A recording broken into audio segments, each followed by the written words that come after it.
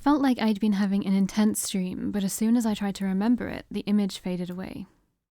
But more importantly, there was an annoying, awful ache in my gut. Hunger pangs had woken me up again, apparently. Charisse was probably expecting a report on Elusia today, so I needed to pay the club a visit. But I had to feed first, even as a vampire. Breakfast was obviously still the most important meal of the day. Obviously go drink from friggin' David. I knocked on the adjoining door between my room and David's, unlocking my side. Within moments, I heard a muffled coming and some various hasty shuffling. I'm here, mistress. I actually regret that. Within moments, David eagerly presented himself in my room, trembling with excitement. Hello, David. Are you ready? Yes, I've been waiting for so long. This just feels weird. As soon as I sank my fangs into him again, his sweet blood started to soothe my hunger. Again, not making those noises. Like before, he seemed to enjoy it even more than I did. But this time I controlled myself so he didn't end up unconscious, only pleasantly dazed. After I drank my fill, I took David back to his room to rest. It was really convenient having him here, and he seemed to love our new arrangement. I just don't feel good about it, if I'm being honest. I don't feel good about it. Full of fresh energy, I emerged into the cool night air. Charisse's car wasn't around, so I had to hail a taxi to take me to the club.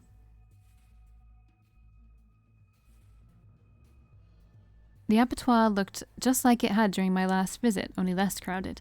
Plenty of people still slithered around, grinding on each other and making out in dark corners, but it looked like I was too early for peak hours. This time, though, I wasn't here with Heath, and so a torrent of memories from my first night came flooding back. Yet now, instead of being overwhelmed by all the human and inhuman predators hiding in plain sight, I almost felt like I was becoming one of them. Hello there. Hey there, darling. A tap on my shoulder, followed the sultry voice in my ear, jolting me out of my thoughts. I turned to see a woman confidently smirking up at me, her head tilted coyly to one side. Oh, sorry if I startled you. A bit hard to get people's attention over the music, though. Pleasure to meet you, beautiful. A charmer, I see. Real or fake, compliments are always nice to hear. Pleasure's all mine. It's not every day someone sweet and good-looking walks in here. The girl fired out her response like a machine gun spray, speaking so fast I could barely keep track of what she'd said. She wasn't overly energetic. In fact, her posture reminded me of a languid cat. But it was as if her thoughts flowed directly to her mouth, coming out in a constant stream. Anyway, I know what you are. I've met enough vampires to pick them out in a crowd by now. There's no need to play coy, darling. I was the favourite pet of one until recently, and she taught me how to keep a secret. Oh, that's right, introductions. No wonder you were looking at me all confused. I'm Elusia. Elusia? I don't know, whatever. One of the managers of this little playpen, and you are... Valkii. Valkii? Well, I'm just tickled to meet you, Valkii, and I really, truly want to get to know you better, but first, could you do little old me a favour? Of course, just name it. You see, there's this Mavar hanging around the bar, sweet boy most of the time, but tonight he's making a bit of a fuss. He and his group are, well, provoking some of the other vampires, trying to argue with them, stirring up house rivalry. I'm all about free speech, but my club is supposed to be neutral ground, you see, so it's not the type of thing I want going on. Could you be a dear and intervene before anything nasty happens? Sure, I'll do my best. I'm sure you're blessed plenty, darling. Good luck. With a cheerful grin, Elusia gently shooed me towards the bar, pointing to a gathering of figures by the edge. There were quite a few of them, so fighting probably wasn't the smartest idea. I approached a little cautiously, trying to overhear what they were talking about. How can you even go along with that? Don't you see that he's controlling you? You might be afraid to talk about your leader, but I'm not. One of the Mavar growled out accusingly, his eyes full of passionate anger. I like plenty of Golgotha, but if you support that kind of guy, you need to take another look at yourself. You know what I'm saying is true, don't you? Some of the others at the bar averted their gazes, obviously not wanting to be pulled into the conflict. And you, Ascari, you know Charisse is no different. Turning new vampires just to have more soldiers for her cause, it's so fucking disgusting. Nick's right, it really is disgusting. Yeah, and Randall, he'd never do something like that. Mutters of agreement rose up from the group behind the man. Nick. The bartender spoke up hesitantly, but the Mavar, whose name was Nick by the sound of it, kept going. And now that she's showing her true colours, you still won't join us? It's not even about politics, it's about what's right. When our eyes met, Nick paused, doing a double take at me. Oh, damn. You, aren't you the new girl? The one that just got turned? Actually, I have a name. It's Valkii. Yeah, I already know your name. I mean, how could I not? As Nick's focus settled on me, I noticed a few other looks thrown my way. Surprised, curious, wary, like they were all busy deciding whose side I was on. I've been trying to get any of these Ascari or Ghouls to stand up for themselves. You know, tell me why I should stand for the shit their leaders want to pull on us. Laws about whether or not we can act like vampires or not, killing people who step out of line, forcing everyone to keep their mouths shut. Sometimes it feels like Mavar are the only vampires who care about our freedom. I think we all care. People just have different ideas of freedom. Yeah, that's right, but actions speak louder than words. If we don't stand up for our beliefs now, what happens when Charisse keeps putting more and more rules on us when we can't even speak our minds anymore? He let out a passionate sigh, ruffling the back of his shaggy hair. I'm not here to stir up trouble just for the hell of it, but sometimes you gotta push a situation to get any results. This is a coven. We're like an organism. Everything affects everything else.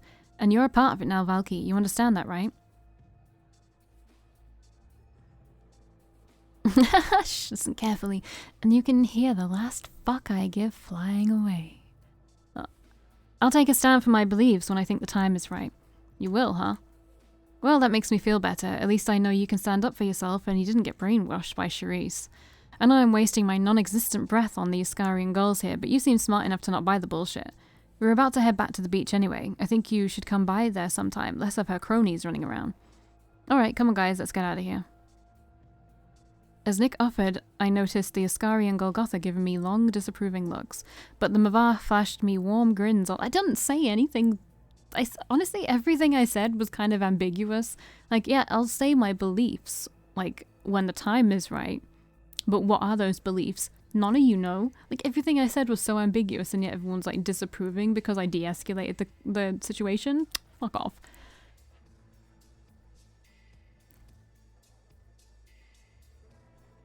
Leaving the bar behind, I wandered back through the dance floor searching for Elusia. Soon I spotted her standing by the wall chatting with a man in something very close to a gimp suit. She quickly waved him off as I moved closer, welcoming me with a bright smile.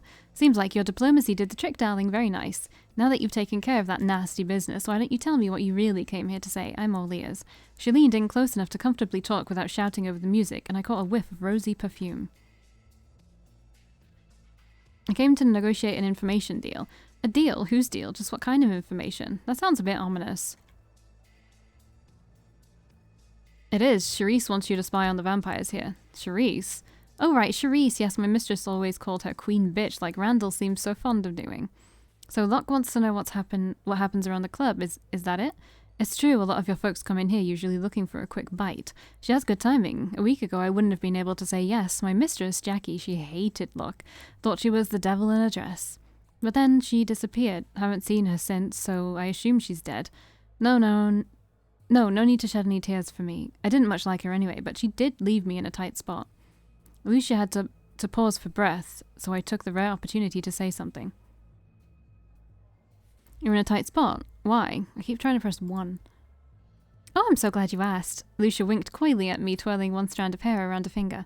Well, the truth is, the delightful feeling of being fed upon can easily start to get a little addictive. In fact, the only reason I stuck around my mistress for so long was because I needed my fix, so to speak. It's been quite awful without it, you've no idea, so I need someone to take a bit of blood from me now and then. No strings attached, just a win-win for a giver and taker. Didn't take a genius to see what she was getting at. I could send someone over to help you. How thoughtful, you wouldn't mind? I promise you'll have a friend forever in this girl. Elusia doesn't forget cuties who help her out. Then I'll ask Charisse to sort it, don't worry. Thank you so much, darling. Anytime you need something, you know who to call. Oh, and could you make sure they're cute? The vampire who gets sent over would really be a cherry on top. She beamed at me in delight, clearly thrilled by the new arrangement. I think she was the other, because it said that you could either have a boy or a girl blood pet, and I think this is probably the other blood pet that you can get, but I already have David, which I honestly don't really care about. But I guess I will take someone adoring me over someone just doing it for the like, I know he's also like addicted to it, whatever, but he also acts as if he adores me, which I like. Before I forget about the deal, Hollywood Heights Hotel is her headquarters, right? I'll give it a call tonight, see about setting up that little agreement. But for now, I need to be getting back to work, I'm afraid. Come by again as soon as you can. Thanks again for everything. You've got a real pluckiness to you. I bet you're going to go far one day. I hope so. Bye, Elusia. Elusia blew a kiss at me before turning around, sauntering back towards the Mavar Free Bar. And with that, my job was finished.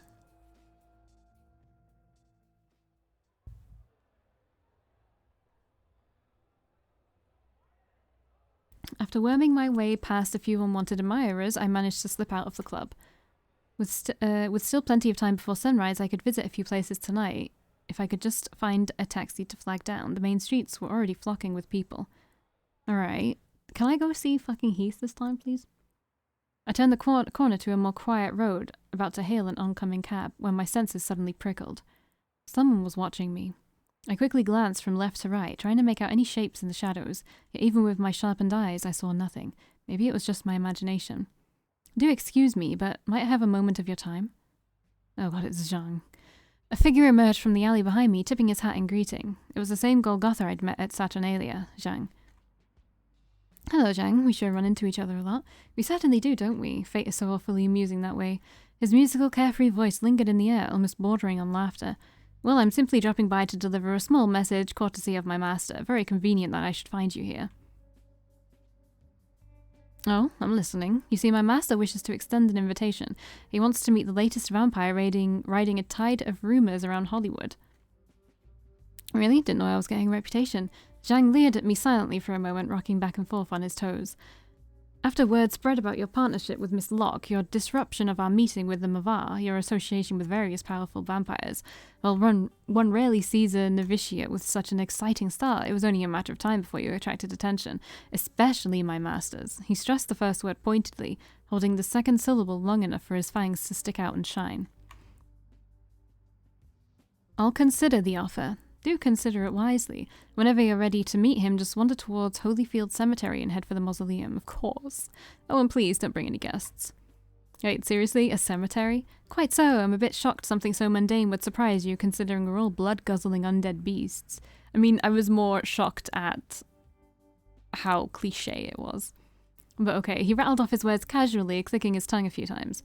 My master just enjoys the charming requiescence that the cemetery provides, you see. Oh, and it also has a delightful view. With another light chuckle, the man offered me a small bow, adjusting his tie with one hand. Please do consider his invitation. I've no doubt you will appreciate it. Now have a fantastic night, Valkii. Thanks, same to you, bud.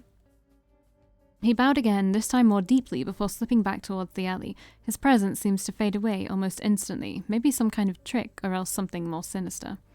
Only time would tell, or maybe nothing would. Anyway, cab, please. After Zhang left, I managed to hail a cab, quickly hopping inside. I decided to...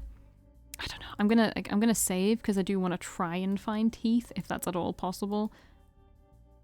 Travel somewhere. Can I visit Saturnalia to see if he's there? If he's coincidentally off another time, I'm gonna be mad. I headed for Saturnalia, wondering if Heath would be around tonight.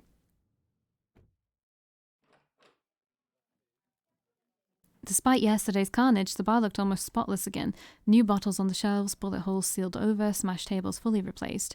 Whoever had done the repairs had worked incredibly fast, as if they wanted to pretend nothing had ever happened. It was less crowded than on my previous visits, but a few vampires were still lounging around. And Heath was behind the bar like usual. Good, go talk to Heath, go talk to Heath.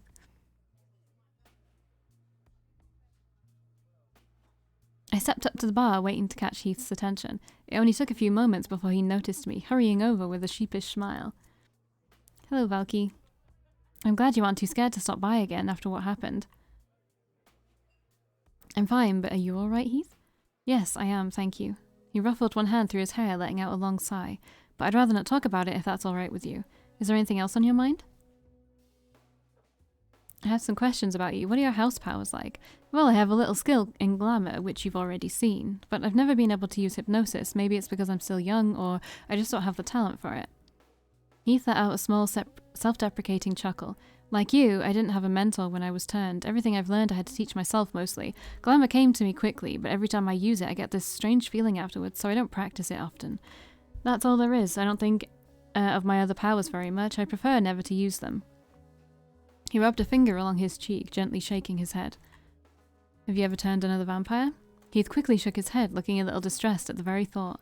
No, never. I don't want to either. Having to take somebody's life and then pulling them into our world forever. I just couldn't. A small shudder ran through him. What helps you find comfort as a vampire? Other people. Being around other people, I think. Both humans and vampires. Seeing humans still happy living their lives here, that makes me feel warm. And seeing the people in our society, our version of normal, living out theirs. I just don't like being alone for too long. It makes me start to wonder what I really am. What we really are. But being around others makes me feel less different, calmer, I think. That's probably why I still run this bar. Is there a meaning behind your necklace? Yes, I used to be religious. I think I still am. It helps remind me that I'm not alone. His fingers drifted up to the cross, lightly tracing along the metal with a reverent touch. This necklace was a Christmas gift from my mother. I've always treasured it. But it doesn't have any meaning beyond that. I'm sorry if the story isn't as exciting as you hoped. Heath let out a faint laugh, his hand shifting back to his scarf. How do you normally feed? I drink from glasses as much as I can, but sometimes there are willing donors who come around. I just don't like to feed from them very often. It feels so inhuman. I know what you mean, I feel similarly. Really? I shouldn't be surprised. You have such a sweet heart. Thank you, Valkii. It makes me happy knowing I'm not alone. I say with a blood pet at home. You and Randall. He hates me. The only reason he ever comes to the bar is to spend time with other Mavar, and when he doesn't ignore me, he's giving me disgusted looks. We used to deal with each other a little better, but over time we grew further and further apart. The stronger Randall got, the more he seemed to hate me. I don't know if it's because of the war or because we came to understand each other's natures more. We're just total opposites. I think you could find a common ground if you really tried. He doesn't want to try, Valkii. It isn't like I hate him or bear any grudges against him, but it's alright. Some people just don't mix. What's your relationship with Marcus? We've never really gotten along, Marcus and me. His philosophy is so dark and cynical. I'm sure you've already seen it for yourself. He and I aren't enemies, but I know he doesn't like me, and that makes it very uncomfortable for me to be around him. Is there a reason why he doesn't like you? He's never mentioned anything directly, if that's what you mean. Marcus isn't outright abrasive like Randall usually is, but he's always a little cold to me. Charisse works with him sometimes though, so I deal with him when he's around. He attempted to put on a smile, but it turned out more like a grimace. What do you think of Charisse? Charisse is a very strong woman, one of the strongest I've ever met. His response was a little slow, words more cautious than normal. But sometimes I think her strength, the way she's so determined to make a safe, lawful society for us, is her biggest weakness. She focuses on the whole instead of the parts, the society instead of the individual people inside of it. The good of the many over the few, so she doesn't let herself get attached to people easily, or tries not to. Is she attached to you? That's a very good question. If you ever figure out the answer, please tell me. Heath let out a short laugh. Okay. I mean, I shouldn't ask, but are you sure you're okay? I'm fine, Valkii, I promise. He nodded, obviously wanting to reassure me. Okay. Oh. That's all for now, I think. So soon, Well, it's not my choice, okay? It's the game's choice. No, but really, thank you for coming to talk with me. Stay safe, Valkii. Reaching to pull out a cigarette, he slowly turned away. I guess I'll chat with some patrons, I guess? I began to roam around the bar and drift into conversations, mingling with various vampire patrons. Tonight's crowd seemed to be mostly Golgotha, and they treated me with a mixture of interest and suspicion whenever I approached. I decided to do my best to charm them. Mustering all of my charisma, I wandered up to various groups of Golgotha, hoping I could win them over. They seemed suspicious of my intentions at first, but eventually some of the vampires warmed up to me, offering their unusual insights. Not all of them are friendly, but most were willing to at least exchange a few words with me, even if it was mostly from politeness. And honestly, that sumo wrestler was amazing. It was like biting into mochi or pizza dough or something, so soft and squishy. That's disgusting, Paulson. You need professional help. As I drifted by the last group of Golgotha in the corner, I heard them engaged in a passionate argument. Hey, you, with the light hair. One of them suddenly raised her voice, snapping her fingers and pointing at me. You're gonna be the tiebreaker, okay? Quick, what's the best body type to feed from?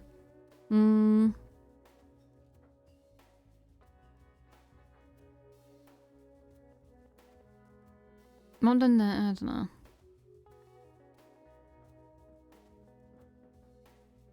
I don't like feeding off humans in general. This is not going to win me any favors, but oh, she's one of those types. Yeah, well, we were all dumb ones. Don't pretend like you weren't. They all started grumbling at each other again, apparently forgetting my existence.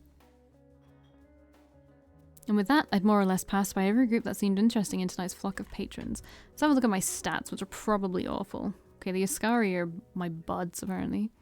I'm very human-like. I guess I'm still diplomatic. I'm getting more determined, which is good. I mean, I'm with the Ascari. I feel like it's really hard to not have them be the most, like, favorable one. Alright. I left the bar's quiet ambience, returning to the street. Let's visit the beach house, I guess. I had my driver take me to Santa Monica, deciding to stop by Randall's place.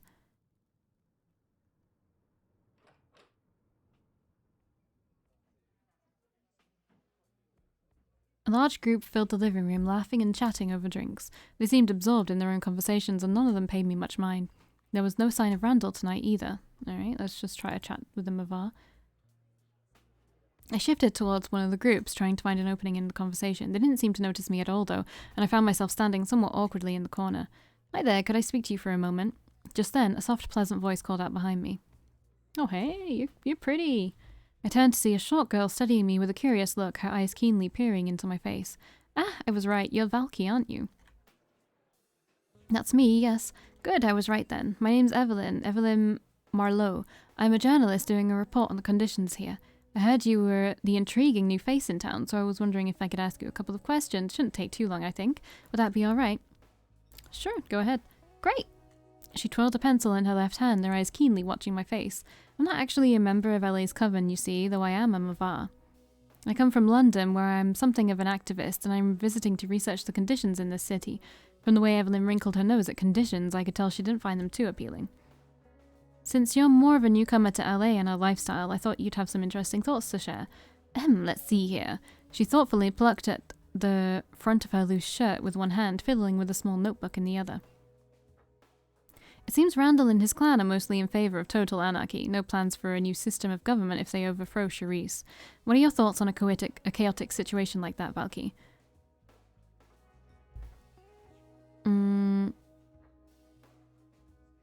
It's pretty short-sighted. Peace won't last long with anarchy. Evelyn nodded, grimacing faintly. History's made that very clear, but most of the vampires here seem to be rather young, caught up in their own little self-centered worlds. The voice sank for a moment, but she quickly cleared her throat, refocusing her gaze on my face. There's another concerning subject I wanted to ask about too. You're aware of Randall's view on our relationship with humans, right? He doesn't encourage killing or harming them, but he also won't make any rules that prohibit those things. You have any opinion on how humans should be treated, Valkii? We do need rules to protect humans from our kind. That makes me happy to hear. So few vampires in this city have any sense of duty to humanity left. If I'm not wrong, Charisse has some laws against hurting humans, but a lot of her other policies seem unpopular. What are your thoughts on her? I do agree with some of what she says, but not all of it. She seems to care more about mortals than the other two leaders, that's for sure. She let out a sigh, something between a faint smile and a grimace crossing her lips. You seem to have a pretty strong opinion on these things yourself, Evelyn. I do. Like I said, I'm an activist in London, but I don't concern myself with our coven. I don't care much at all about vampire society. It's just a mess of parasites trying to one-up each other, leeching off humanity whenever they can. I'm much more concerned with human society, helping them improve themselves and keeping vampires from meddling where they don't belong. She sounded quite determined, a fiery spark flashing in her eyes as she spoke. Well, that's all I wanted to ask you, Valkii. But if you're ever around London, you should come find me and my group. Reaching into her pocket, Evelyn pulled out a small pamphlet, offering it out to me. Along with our little news circulation, we also tried to help less fortunate humans in the city and all over the world. My number's on there, so once this city's kerfuffle dies down, give me a ring if you're interested in helping out. I will, Evelyn, thanks. Welcome. I hope to hear from you soon. We could use more bright minds. With that, Evelyn turned away, fiddling with her notebook as she approached a different vampire. Alright, cool. Cool beans.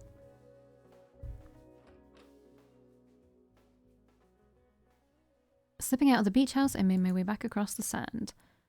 I guess I will visit with Marcus. He might not be there. Probably has some interesting insights. Yeah, I guess it would be interesting to get his insights. Oh, yep. A new view. Found Marcus in front of the large floor mannequin, shuffling his feet in some kind of strange movement. When I stepped closer, he came to a stop, swiveling around to face me. Ah, Valkii. It seems you caught me practicing the salsa with my partner, my evening exercise.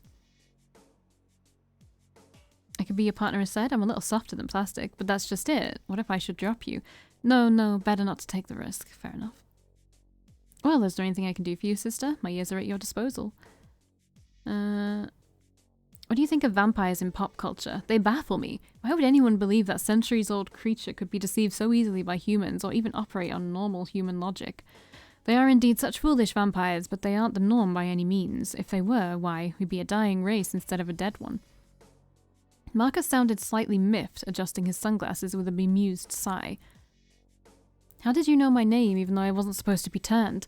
Because sooner or later I learn the name of everyone in Hollywood. Somebody said it, but I couldn't tell you who. Marcus gave me a simple shrug, like that was all he had to say on the matter. What are your thoughts on religion? Aggressively long-winded, although they boil down to something quite simple. Are you sure you wish to hear them? Yeah, whatever. Very well. Clearing his throat intently, Marcus leaned in closer. Let me begin bluntly. Almost all modern Judeo-Christian ideals are despicable to me. By gathering all our natural instincts and giving them the stain of sin or ungodliness, they go against life itself, using our natures against us to control how we think and act. Many people bear a grudge against this life and the suffering and pain it brings them. The thought of an afterlife is an escape, a middle finger held up to the world, completely depriving it of any lasting value. For we are always willing to deceive ourselves, assuming the deception pleases us or softens our misery. Buddhism, at least, is honest in its selfish desire to escape suffering. Yet, without the constant threat of suffering, I could never know true delight. He let out a soft huff, as if the very idea affronted him. And those who are pagans, Wiccans, devil worshippers, or people who pray to a hole in the ground, why, they're all the same to me. Every human has a soul, and that soul always seeks expression, validation. It wants to be heard by something, and it wants to indulge in its innate desire for power, no matter how subtle and buried it is. Religion can provide that means, and so can many other things. Such as celebrity worship, creating art, self-sacrifice, murder.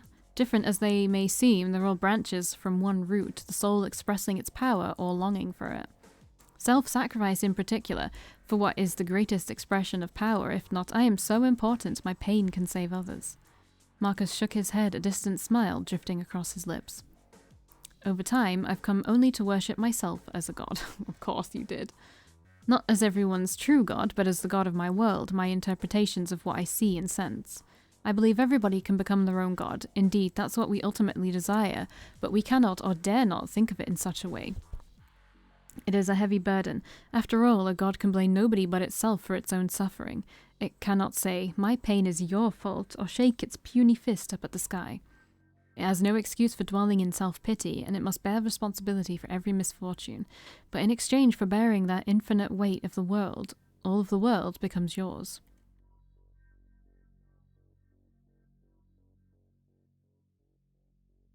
That all seemed a little self-important to me. That's because it is. Believing in oneself is the apocalypse, the antichrist for any religion, what they fear the most. For when people realize their own infinite capability, religion loses all its power. That's why pure selfishness has become heresy. As Marcus slowly trailed off into silence, his tone grew unexpectedly dark. Most of his words had sounded optimistic, and yet now his expression seemed almost hopeless. Well, speaking of beliefs, I do believe that's enough rambling for today. Rarely do I express my philosophies to anybody, so they're all rather jumbled in my head. Perhaps I ought to write a book sometime. He straightened up again, though a wistful hint still lingered in his eyes. Let's move on, shall we? Offer me a fresh seed. Have you turned other vampires before? Oh, many. Until the fairly recent past, I turned almost anybody who asked me. I firmly believe every soul cognizant of itself must take responsibility for its own actions. If one knows all the conditions of vampirism, yet still wishes to be turned, I saw it as my role to fulfill that wish. What made you stop doing it? There was one powerful, clawing reason that I could no longer ignore. I was getting too many postcards from my progeny. That can't actually be it, and why not? I certainly have no moral hang-ups about turning individuals who plead for it. Not only are their mistakes none of my affair, but beyond those concerns.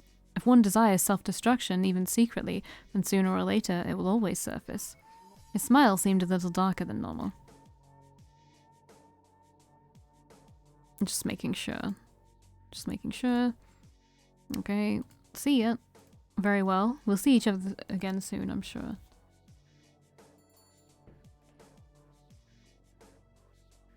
Leaving Marcus's shop, I returned to the dark streets. Time had passed quickly and light was already almost over. Time to head back.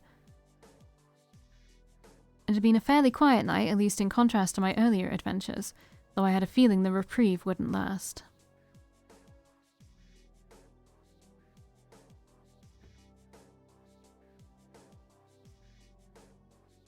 When I returned to the hotel, I expected Charisse to be in the meeting room like before. Instead, the clerk at the front desk handed me a note when I walked in. Apparently, Charisse was out of town again. I settled down on my bed and pulled the note out of its pristine envelope, scanning over it. Valkii, I received a call from Miss Elusia earlier. Excellent work. Enclosed is a token of my gratitude, expressed in dead presidents. Don't spend it all in one place. I turned the envelope upside down and out fell a bundle of bills. A shockingly large amount of money, too. Your next task will be ready soon. Keep up the admirable performance and one day you might end up as my right-hand woman. By the way, I heard about the failed meeting at Saturnalia. It's simply unbelievable, but I doubt you and Heath could have done anything to stop it. Yes, thank you. I couldn't have done anything to stop it. Still, with enough persistence, it won't be the end of potential negotiations. As a final word of warning, there has been another murder. The mutilation was identical to the body you found in the sewers, except instead of an Ascari agent, the victim was a Golgotha.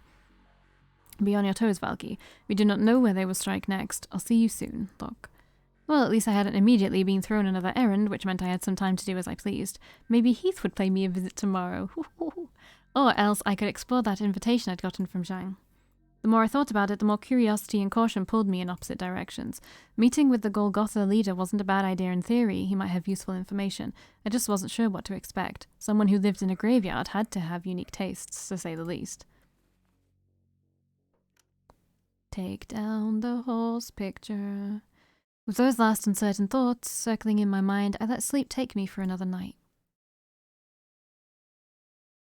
It's pretty good timing. Oh man, I want to keep going. I do want to keep going because this is like actually pretty fascinating. I think I'll go for one more video today. Okay, I'll see you in the next one.